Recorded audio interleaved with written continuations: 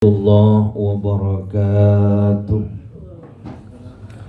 الفاتحة لسيد العرب والأعجم وهدية للمؤلف ومشايخنا وأصولنا الكرام ولفتوح العلم خير والحكم. الفاتحة. أعوذ بالله من الشيطان الرجيم. بسم الله الرحمن الرحيم. الحمد لله رب العالمين الرحمن الرحيم مالك يوم الدين إياك نعبد وإياك نستعين اهدنا الصراط المستقيم صراط الذين أنعمت عليهم غير المغضوب عليهم ولا الضالين آمين. Bismillahirrahmanirrahim. Qala al-muallifu rahimahullahu ta'ala. Al-ghuslu, ini bab menjelaskan tentang mandi.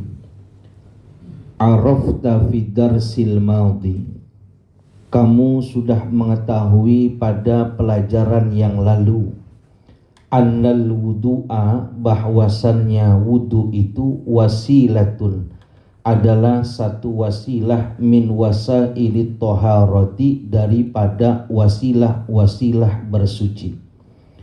Wa hunaka wasilatun saniyatun wahia al-ghuslu, dan sekarang kita membahas wasilah yang kedua, yaitu adalah mandi. Wal ghuslu, adapun yang dimanakan dengan mandi, huwa sayalanul ma'i ala jami'il badani biniyatin makhsusatin, yaitu menjalankan air atas seluruh anggota badan yang lahir, yang zahir, biniyatin makhsusatin, dengan niat yang khusus. Wa katsirun minat talamidhi yaktasiluna sobahan aw masahan litanzifi ajsamihim, dan banyak dari kalangan para murid yang mereka mandi setiap pagi dan sore, tujuannya untuk membersihi tubuh mereka. Walakinna hadza al-ghusla laisa wijajibin, akan tetapi mandi ini yang setiap sore dan setiap pagi bukanlah mandi wajib. Wa hunaka ghuslun wajibun, dan di sini yang kita pelajari adalah tentang mandi yang wajib. Wahwa, yaitu idza wujidatil asya'u, apabila didapati perkara-perkara al-mujibatu lil ghusli, yang mewajibkan seseorang untuk melakukan mandi. Jamaah yang dimuliakan Allah Subhanahu wa taala, puji syukur sama-sama kita panjatkan kehadirat Allah Subhanahu wa taala yang masih mengkaruniakan kepada kita dengan beribu-ribu nikmat, bahkan berjuta-juta nikmat. Dengan nikmat yang Allah berikan kepada kita, baik berupa nikmat iman, nikmat Islam, terlebih nikmat sehat walafiat. Alhamdulillah, Allah Subhanahu wa ta'ala memperkenankan kita untuk bisa hadir di tempat yang penuh keberkahan ini. Mudah-mudahan hadirnya kita menjadi obat buat kita, hadirnya kita menjadi wasilah akan turunnya keberkahan dari Allah Subhanahu wa ta'ala. Amin, amin ya rabbal alamin. Jamaah yang dimuliakan Allah, kita masuk kepada kajian pada siang hari ini yang terkait tentang mandi. Orang tidak akan sempurna ibadah sholatnya kecuali dia harus mempelajari 4 hal. Kalau 4 hal ini dia tidak belajar, itu sholatnya bisa bermasalah. Dalam hukum Islam itulah yang disebut dengan maqasidut toharoh, tujuan bersuci. Ini pintu pertama nih, kalau orang mau bicara tentang sholat harus bicara dulu maqasid toharoh. Waktu beberapa pembukaan yang lalu saya sudah jelaskan maqasidut toharoh itu ada 4. Pertama itu terkait tentang wudhu, kita sudah pelajari. Yang kedua kita berbicara tentang mandi yang saat ini kita mulai dan beberapa pertemuan. Yang ketiga terkait tentang tayamum, bagaimana cara menyempurnakan ibadah kalau tidak ada air. Dan yang keempat, kita harus tahu bagaimana caranya menghilangkan najis. Kalau kita nggak belajar 4 hal ini, jauh sholat kita untuk dikatakan diterima, jauh. Nah, kita nggak bicara wudhu karena wudhu sudah selesai. Kita sekarang bicara mandi. Mandi yang dimaksud bukan mandinya kita yang setiap hari sore sama pagi, enggak. Kenapa? Itu mandinya mandi mubah itu. Yang pakai nyanyi siul-siul, ya kan? Kadang bawa rokok ke kamar mandi gitu. Yang rokok kan sampai ada yang bawa handphone ke kamar mandi. Siapa tuh? Saya nggak tahu tuh. Chattingan sama saya, saya nggak bisa jawab salam Ustadz, lagi di kamar mandi gitu. Bagus saya nggak minta video call, bener nggak saya bilang gitu kan? Nggak, jangan masa di kamar mandi. Walaupun baca berita, jangan. Itu tempatnya setan itu.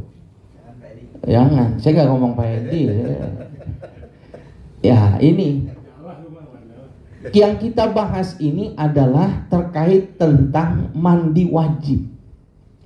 Mandi yang harus kita pahami bahwasannya kalau kita tidak belajar maka efek sholat kita bermasalah. Kita udah sholat merasa benar gitu, tapi mandi janabatnya salah, wudunya percuma, sholatnya percuma. Kenapa? Ente masih janabah. Apalagi perempuan, karena dia lebih banyak mandi janabatnya. Biar kata dia nggak menikah, tetap mandi janabat. Kenapa? Dia kena haid. Karena ada anggota perempuan yang pada saat dia masih gadis itu anggotanya anggota dalam. Tapi waktu dia sudah menikah, dia jadi anggota luar. Baru bisa terlihat kalau dia dalam keadaan jongkok. Waktu dia jongkok, itunya nyengir, itu harus dibasuh. Paham gak lo? Kalau nggak paham ya pulang aja pulang. Ini harus dibasuh. Kalau nggak dibasuh, berarti ada anggota tubuh yang tidak terkena air. Nah, mandi yang perlu kita bahas di sini ada beberapa hal. Pertama terkait tentang definisi mandi itu sendiri. Kalau secara bahasa, yang disebut dengan mandi itu apa? Sayanalul ma ala syai'in mutlaqan, yaitu mengalirkan sesuatu dengan air kepada apapun saja. Artinya apapun saja yang dialiri dengan air itu disebut mandi. Bapak nyiram tanaman, mandiin tanaman kalau dalam sudut bahasa. Nyuci piring, mandiin piring dalam bahasa. Tapi dalam definisi agama, mandi yang kita bahas itu bukan itu. Apa kata ulama tadi di sini? Sayalanul ma ala jami'il badani biniyatin makhsusah, yaitu orang yang mengalirkan airnya kepada seluruh anggota tubuhnya yang zahir, yang terlihat oleh mata, semuanya harus terkena. Nggak boleh sedikit aja, nggak boleh. Kalau dia punya pacar, pacarnya harus dibuang sebelum dia mandi janabat. Kenapa? Pacarnya menghalangi air masuk ke dalam kuku. Kalau kukunya warna hitam, maka kukunya ini harus dibersihkan dulu. Kenapa? Karena dia menghalangi air masuk ke dalam. Harus benar-benar kena semuanya. Biniyatin makhsusoh, disertai dengan niat yang khusus. Ada niatnya. Bahkan ada caranya yang diajarkan sama Nabi. Kita nggak bisa cebar-cebar, nggak ada caranya. Ini yang harus kita pelajari. Jangan sampai kita nggak bisa, karena ini modal utama. Kita udah nikah, masa udah nikah nggak ngerti caranya mandi janabah? Nah ini yang harus kita pelajari. Nah mandi sendiri itu hukumnya ada 4. Mandi bapak nih setiap pagi, setiap sore, itu mandinya namanya mandi mubah namanya. Kenapa? Karena bapak mandi nggak niat, mulainya ngacak. Kadang sikat gigi dulu, kadang nyanyi dulu, kadang siul-siul dulu, nggak pakai niat nih. Nah, yang nggak pakai niat cuma ngilangin keringat, bersih-bersih, mandinya mubah. Ada yang mandinya makruh. Siapa? Mandinya orang yang berpuasa dengan cara menyelam. Kalau dia mandinya biasa, nggak masalah. Tapi kalau dengan cara menyelam, berenang, mandinya makruh. Kenapa? Dengan cara dia mandi menyelam, dikhawatirkan bisa membatalkan puasanya. Maka segala sesuatu yang mubah tetapi bisa membahayakan puasa, hukumnya jadi makruh. Berarti apa? Berenang. Berenang boleh nggak? Boleh. Tapi kalau lagi puasa, berenangnya makruh hukumnya. Boleh nggak puasa berenang? Boleh. Habis buka puasa, habis maghrib boleh. Yang ketiga, mandi itu hukumnya sunnah. Kapan? Pada 17 keadaan. Nanti dijelaskan. Sholat Jumat, sholat Idul Fitri, Idul Adha, ngambil ihram, mau wukuf di Arafah, mau mengambilkan mabit di Minah, di Musdalifah. Itu nanti ada mandi sunnah. Nah sekarang yang kita bahas ada mandi yang wajib. Artinya kalau terjadi perkara-perkara ini, maka kita wajib mandi, harus. Apa itu? Al-asya'ul mujibatu lil ghusli, perkara-perkara yang mewajibkan mandi. Wal asya'u allati yajibu bisababiha, yang perkara itu mewajibkan dengan sebabnya mandi. Al-ghuslu sittatun, yaitu ada 6 perkara. Yang pertama apa? Al-jima'u, yaitu melakukan hubungan badan. Wa hadza li zaujaini adatan, dan ini biasanya dilakukan oleh pasangan suami istri, adatan pada umumnya. Kalau kita melakukan hubungan badan sekalipun tidak keluar, wajib mandi janabah. Nih, masuk gitu, gini dong, bentar doang gitu, terus keluar lagi, enggak keluar ininya nih, bensinnya enggak keluar, cairannya. Asal udah masuk, maka itu sudah wajib mandi janabah. Patokannya apa? Masuknya seukuran pala hasyafah. Kalau kita laki-laki ada pala bajak tuh. Nah, pala bajak kita itu disebut dengan hasyafah tuh. Masuk gitu. Lagi masuk, bismillahirrahmanirrahim. Tolong telepon gitu dari bos, tarik dulu gitu. Udah mandi janabah, walaupun palanya doang yang masuk. Sekarang sama istrinya pala bajaknya dipotong. Yang mau kawin lagi ya kan, macem-macem, dipotong pala bajaknya, disisain batangnya doang nih.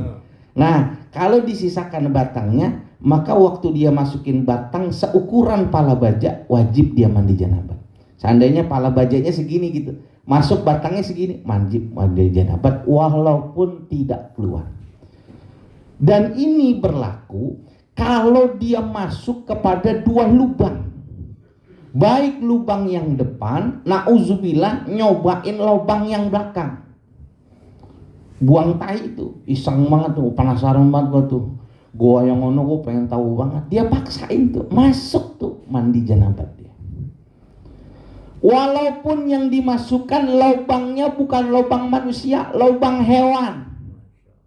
Wah, ini kuda seksi banget nih, luplak, waduh, nantang nih ya kan. Ya kan, sepi ganti sarung, dia jima tuh kudanya gitu. Nah, masuk tuh ke dalam lubangnya kuda tuh, wajib mandi janabah. Dan hubungan jima ini husnuzon, kiai mengatakan apa?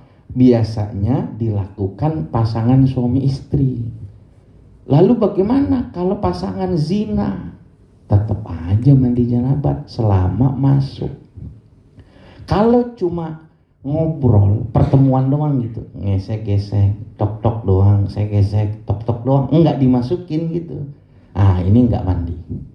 Tapi kalau sampai ilajul hasyafati fil farji, sampai benar-benar masuk, walaupun tidak tenggelam sebatang, seujung pala hasyafah dia masuk, maka sudah mewajibkan mandi janabah. Jangan bilang kan enggak keluar, enggak boleh.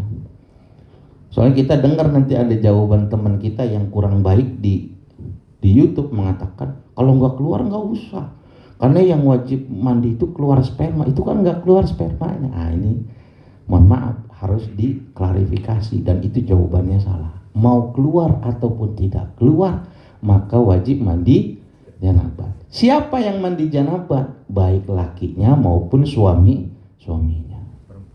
Perempuan iya, suaminya sama lakinya. Sama aja ya. Ya kan kadang-kadang ada laki sama laki ya. Mohon maaf nih, Ragil sama siapa tuh yang di Jerman ya? Mohon maaf, sama Abah ya kan. Itu kan saya bingung tuh. Ya begitu dah, gitu. It will yang itu kayak begitu tuh kan. Aduh, saya juga bingung itu. Nah, misalkan masuk, itu suami istri wajib mandi. Dia wajib mandi, tidak wajib segera mandi. Ingat ya. Yang wajib itu mandinya, segeranya enggak. Kapan diwajibkan segera mandi? Kalau waktu sholatnya mau habis. Tapi kalau waktu ibadahnya belum dekat dan dia tidak mau ibadah, maka melangsungkan mandi segera, hukumnya sunnah. Anggap main habis sholat isya, kebelet banget gitu. Udah nggak bisa malam lah, nggak buru, capek. Udah main nih habis isya. Mulai jam 8 5 menit selesai misalkan. Cepet banget kan jam 8 5 menit ya kan itu. Tok-tok doang itu. Nah, main nih. Apakah wajib mandi janabat saat itu? Wajib, tapi segera nggak harus. Sunnahnya apa? Bersihkan kemaluan, wudhu. Supaya apa? Kalau dia makan, dia tidur nggak makruh. Yang kedua, harus dibersihkan supaya apa? Dia kencing tidak kena prostat. Itu sunnah. Tapi kalau habis main langsung tidur gimana? Nggak apa-apa, itu megeblek aja itu. Dan itu hampir kebiasaan semua orang survei laki-laki begitu. Jago sebelum sesudahnya mah ya udah payah dah. Ini pengalaman orang itu, teman-teman PLN Papua Nugini waktu itu, bukan Papua sini. Jima ya, itu yang pertama. Yang kedua, khurujul mani, keluarnya sperma. Wahada, dan hal yang ini biasa liman yabluku umruhu khamsina asyara sanatan, khamasa asyara sanatan.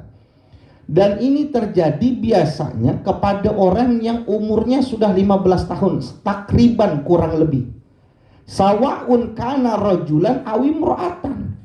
Keadaannya sperma ini itu bisa dikeluarkan oleh laki-laki dan bisa perempuan. Jadi kalau pengen menilai seseorang udah punya rekening sendiri atau belum, seseorang sudah punya ibadah nilainya sendiri atau belum, itu ada yang disebut dengan akil balik, yang mengatakan dewasa akil balik. Akil baliknya laki-laki itu bisa dilihat dua hal. Baliknya perempuan itu bisa dilihat tiga hal. Mana baliknya laki-laki? Pertama, keluar sperma dia. Biasanya kapan? Kalau sudah mendekati dewasa. Yang kedua, walaupun dia nggak keluar sperma, 15 tahun sudah dianggap dewasa. Cupu dia, nggak kenal apa-apa gitu. Sekolah pulang. Udah 15 tahun, 16 tahun belum pernah keluar sperma. Belum pernah melihat bentuk wanita. Walaupun belum keluar, dia udah dewasa, udah balik. Kalau dia ibadah, pahalanya buat dia. Kalau dia nggak puasa, dosanya buat dia. Ini laki-laki. Kalau perempuan, baliknya 3. Apa? Pertama, umur 9 tahun, atau sekarang 8 tahun lewat 9 bulan komariah itu, dia keluar darah haid. Kalau sudah keluar darah haid, 9 tahun, 10 tahun, dia sudah dianggapnya dewasa. Kalau dia nggak keluar, apa? Umur 15 tahun. Walaupun belum keluar darah haid, perempuan sudah dianggap dewasa. Atau diantaranya keluar sperma. Perempuan keluar sperma, sama.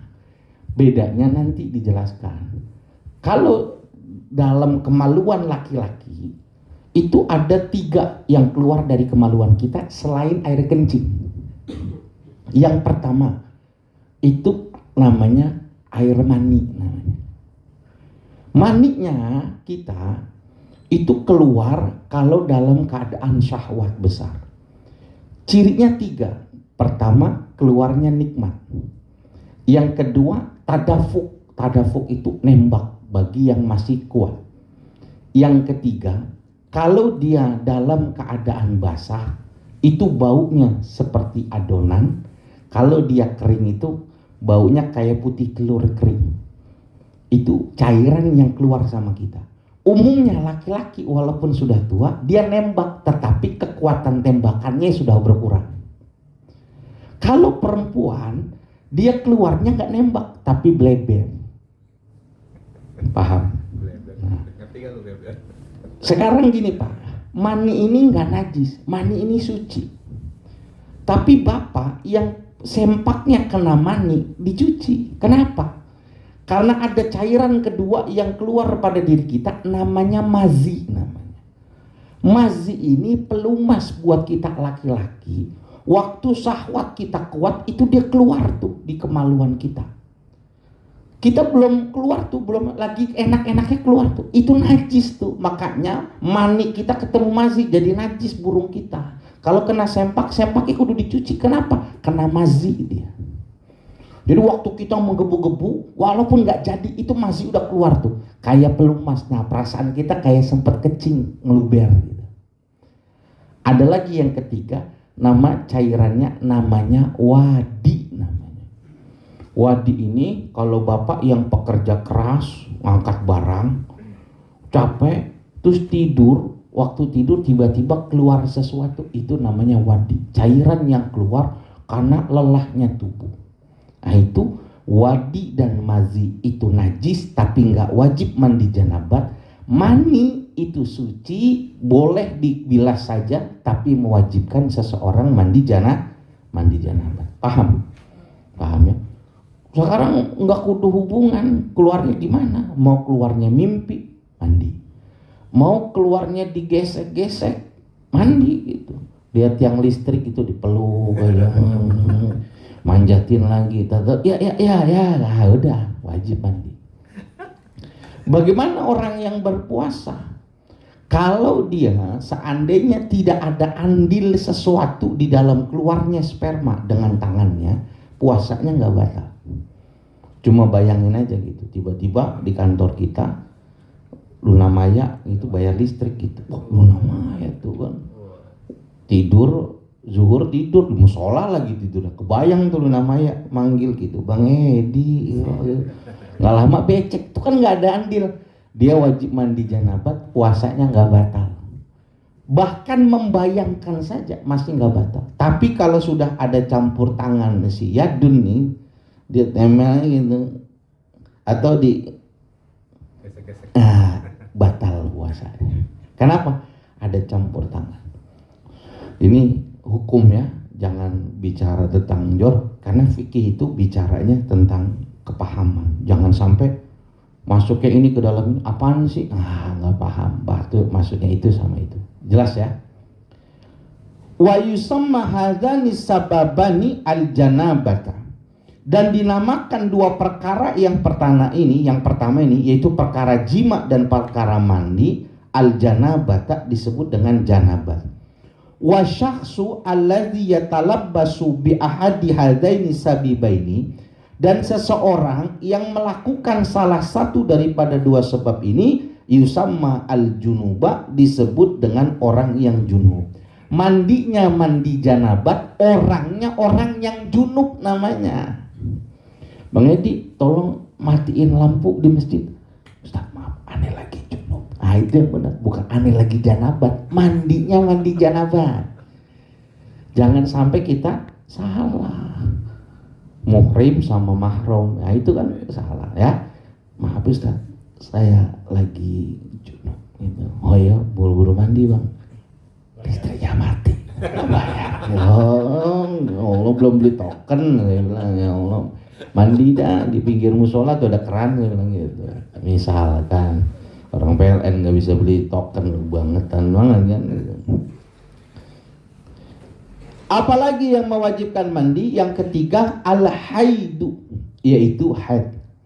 Apa itu haid? Ad-dammul khariju min imra'atin kulla syahrin. Haid adalah darah yang keluar dari kemaluan perempuan rutin setiap bulan bagi orang yang sudah dewasa. Umumnya tuh, kita nggak bahas terperinci, nanti ada pembahasan terperinci. Dari kemaluan mereka ada 3 darah yang keluar. Dan Bapak harus belajar ini. Pertama, darah haid ini. Kita harus paham, anak kita nangis, Pak ini haid apa bukan? Kalau keluarnya umurnya sudah 9 tahun, keluarnya selama 24 jam, siangnya keluar, malamnya keluar, itu namanya darah haid. Ada lagi darah yang keluar setelah dia melahirkan sempurna. Artinya rahim keluar, namanya darah nifas. Itu nanti ada lamanya, sedangnya, ada singkatnya. Ada yang ketiga nih yang orang jarang paham, ada damul fasad, orang nyebutnya dengan darah istihadah. Dia wajib puasa, dia wajib sholat, boleh dijima. Dan perempuan terkadang susah bedain mana darah haid, mana darah istihadah. Nanti kita bahas di sini, harus dijelasin. Ini nggak wajib buat laki-laki, yang wajib belajar perempuan. Jadi kalau perempuan dia nggak belajar, dia dosa.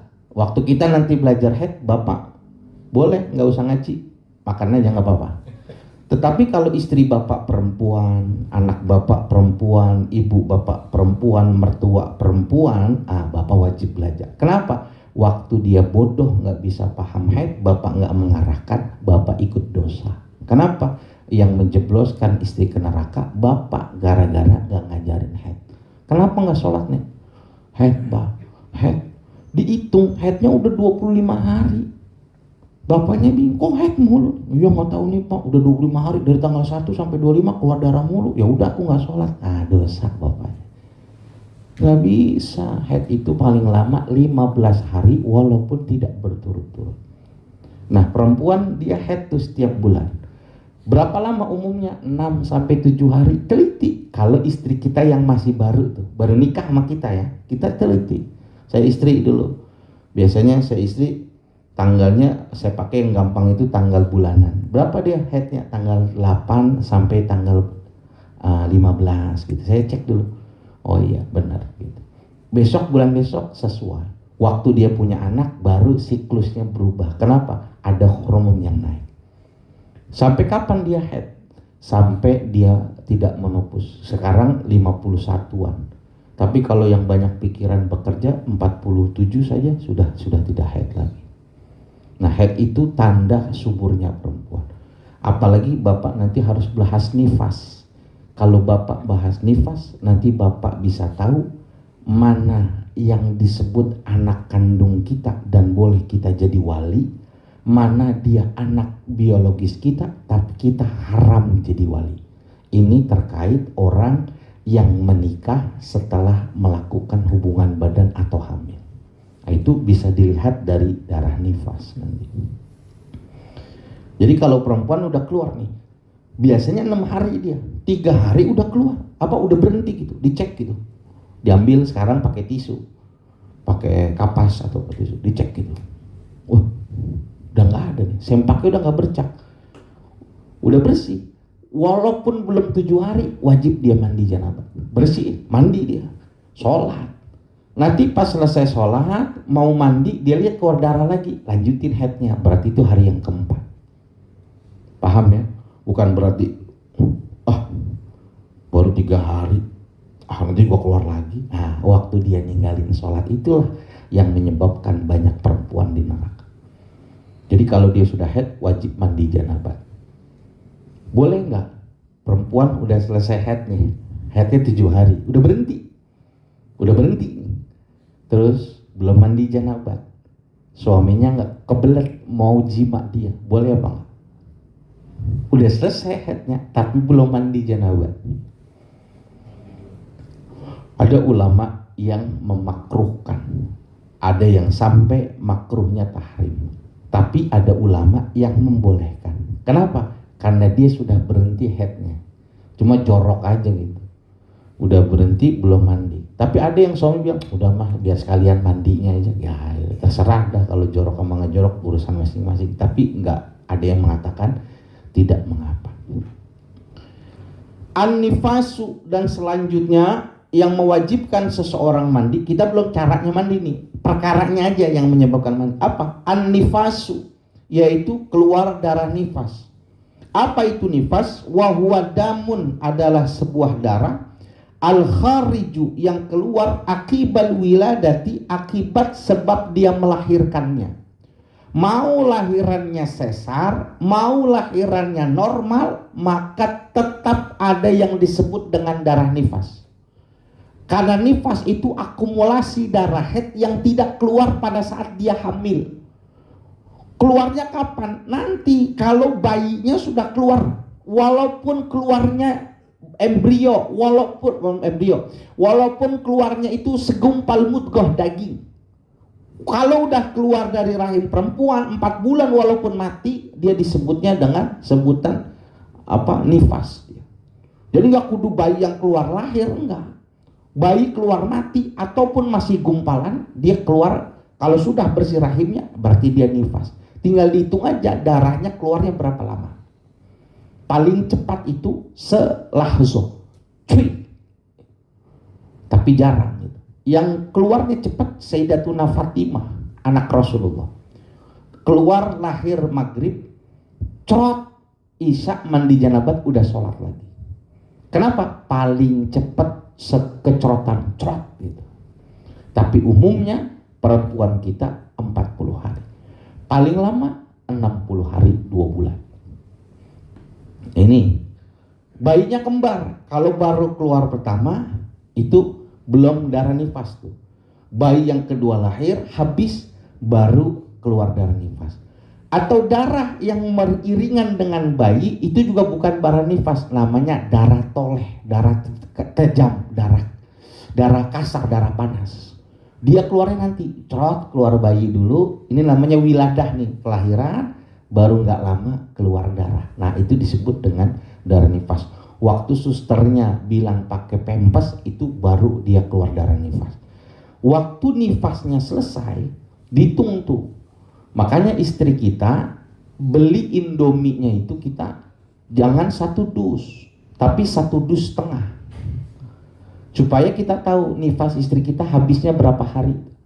Karena apa? Kalau beli Indomie 1 dus cuma 40 hari umumnya. Kadang perempuan sampai 60 hari. Kalau kita mau gampang ingatnya, setiap hari makan mie 1. Nanti kalau 1 dus setengah habis, berarti masa nifasnya udah habis. Kalau 1 dus setengah berarti kan 60 bungkus kan? Berarti 60 pas mie udah habis, kita udah bilang, ini mie terakhir nih, besok berarti udah suci gitu. Masih keluar bang, itu namanya darah istihadah. Gak apa-apa, wajib sholat, wajib puasa, boleh dijima. Tapi ada darahnya, laki-laki pantang mundur walaupun berdarah-darah gitu. Boleh nih. Kenapa? Karena dia sudah ngitung darahnya namanya darah istihadah. Dia berhenti, wajib mandi. Al-wiladatu yang kelima dengan sebab melahirkan. Wahadi, jadi artinya gini, lahiran itu pasti menyebabkan dia mandi. Capek tuh dia, tegang tuh. Nanti abis dia ngelahirin, kalau mohon maaf nih, kalau yang kamar mandinya di dalam, yang bapaknya sendiri atau berdua gitu, itu nanti sama mbak susternya yang lahirin normal diperintahin mandi. Kenapa? Kotor dia, maka nanti dia bersihin buat merenggangkan badan.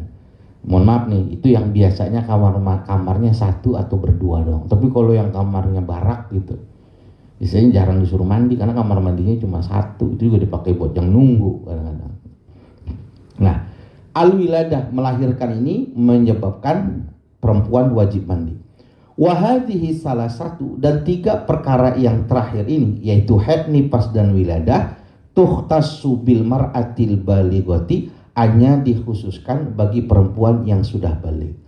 Al-mautu, dan terakhir yang wajib dimandikan siapa? Al-mautu, orang yang meninggal dunia secara normal. Wa yashtariku fihi rajul wal mar'atu, dan meliputi yang meninggal ini baik laki-laki atau perempuan, dia harus dimandikan. Membersihkan sesuatu itu sebabnya 3.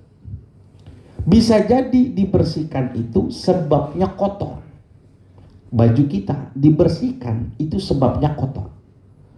Ada yang kedua, ada orang yang membersihkan sebabnya najis. Kena anjing, mogolazo, kena kencing, najis, dicuci.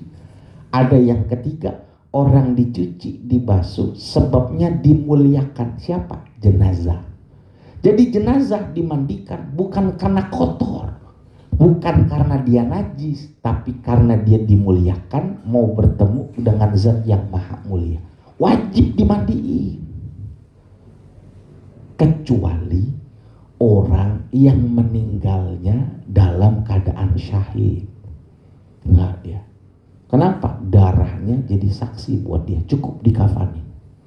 Tapi yang normal kayak kita dimandiin, Nabi juga dimandiin.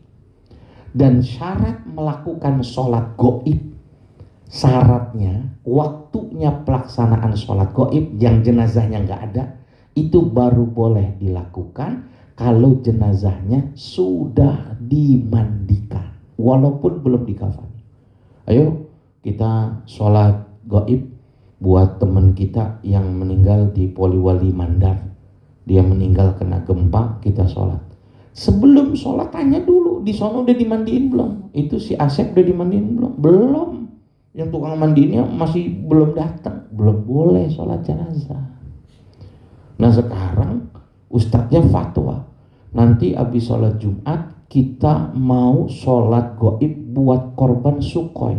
Pesawat Sukhoinya belum ketemu, pesawatnya belum ketemu. Berarti jenazahnya udah mandi belum? Belum mandi, yang nggak sah sholat goibnya. Nunggu ketemu dulu dimandikan baru sholat goib. Bisa dipahami? Nah, jenazah wajib dimandikan. Yang meninggalnya normal wajib dimandikan. Meninggalnya hancur, kebom deh. Yang kesisa jempolnya doang. Jempolnya jenazah, jempolnya dimandiin. Alah jempol doang, cuci aja pakai air keran. Enggak, mandiin, dibersihin juga. Nanti ada caranya yang menjadi lebih diajarin gitu.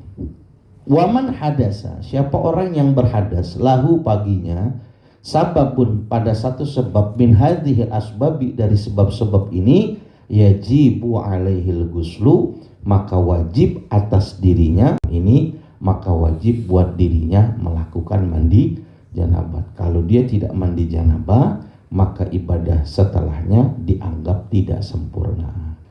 Barangkali ini yang bisa disampaikan bagi teman-teman. Besok kita bahas tentang apa saja yang dimandikan, cara mandinya Nabi gimana. Bukan mandi besar artinya gayungnya gede ganti ember gitu, bukan. Ada caranya disebut mandi besar. Kenapa? Karena karena mandi ini diwajibkan secara agama, makanya dikatakan mandi besar. Furudul ghusli wallahu a'lam. So, barangkali teman-teman ada yang mau bertanya terkait mandi ataupun di luarnya, saya persilahkan. Ya. Urutan mandi gimana? Besok dijelasin. Besok kan saya bilang. Besok kita jelasin bagaimana tata cara mandi. Kalau wudhu, Bapak, kalau wudhu itu harus berurutan. Fagsilu wujuhakum wa aydiyakum ilal marafiq wamsahu birusulikum warjulakum. Tapi kalau mandi janabat gak kudu berurutan. Pengen kelingking kaki kiri dulu boleh nggak? Boleh, tapi makruh. Besok kita belajar yang sempurnanya gimana. Besok ya Pak Heru, sabar ya Pak Heru ya. Iya.